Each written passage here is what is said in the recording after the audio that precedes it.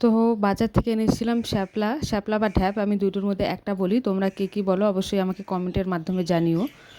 তো তারপরে মাছও নিয়ে আসছিলাম, মাগুর মাছ।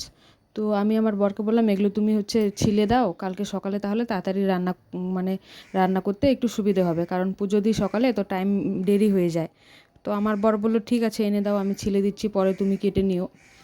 তারপরে আমি তো রান্নায় করছিলাম, এই যে দেখো রান্নার করাও কমপ্লিট হয়ে গেল। আর গিয়ে দেখি আমার বরের প্রায় সব চুলা কমপ্লিট হয়ে গেছে। তো আমি বললাম ঠিক আছে, আমি কেটে রাখি, তাহলে কালকে সকালে সুবিধা হবে, তাড়াতাড়ি রান্নাটা হয়ে যাবে। তো এই যে দেখো কাটাকুটি হয়ে গেছে। তো আমি বললাম ঠিক আছে চলো তাহলে রাতের খাবার খেয়ে নাও, তারপরে আবার বাসন টাসন মাজবো। তো এই যে যাবো এখন রাতে খাবার খেতে।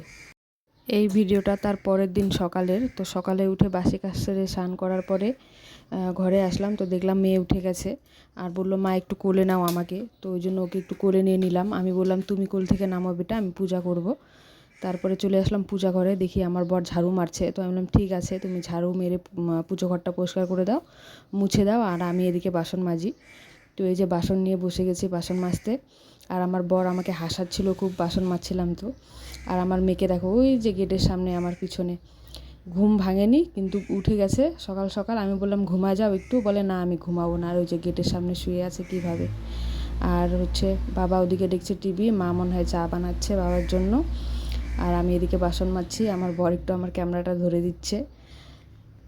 আর আমরা কিন্তু দুজনেই পুজো করি, আমার বর আর আমি একসাথেই। আমি যখন নিতে পারি না তখন আমার বর একাই করে।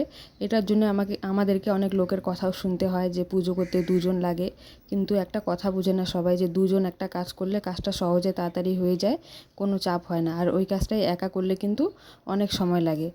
আর যাই হোক, আর আমরা কিন্তু আমাদের মনের শান্তির জন্য পুজো করি, কোনো ধন সম্পত্তির জন্য না। অনেক লোক বলে দুজনে মিলে পুজো করে কী ধন সম্পত্তি কামাচ্ছিস তোরা। তো ওসব কথা বাদ দিলাম। এই যে দেখো পুজো দেওয়া হয়ে গেল, তারপরে যাব রান্নাঘরে। তো রান্নাঘরে গিয়ে দেখি কালকের শাপলাগুলো মা বানাচ্ছে। আর এই যে মানে হয়ে গেছে প্রায় প্রায়। তারপরে আমি নিয়ে নিলাম চা খাবো আমি আর আমার বর আর আমার শ্বশুরের জন্য। তারপরে এই যে দুপুরে রান্নায় লেগে গেলাম। দুপুরে রান্না করছি, আর সকালে রান্না শাপলার সাথে রুটি, কোনো কম্বিনেশন কেউ কোনো দিন খাইছো তো অবশ্যই আমাকে কমেন্ট করে জানিও। বর তো পুরো রেগে যাচ্ছিল। তো আমি বললাম ঠিক আছে তুমি রুটি আর আচার দিয়ে খেয়ে যাও, আর দুপুরে এসে ভাত দিয়ে শাপলা খাও। তো দুপুরে রান্না করছিলাম ভেন্ডি ভাজা, আলু পটলের তরকারি আর ভাত। আর সকালে শাপলা তো ছিলই। তো ভিডিওটা কেমন লাগলো অবশ্যই আমাকে জানিও, ভালো লাগলে লাইক কমেন্ট করো।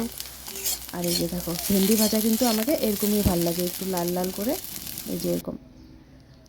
তো ভিডিওটা যদি ভালো লাগে তো লাইক কমেন্ট করো। ভিডিওটা এই পর্যন্ত শেষ করলাম, টাটা বন্ধুরা।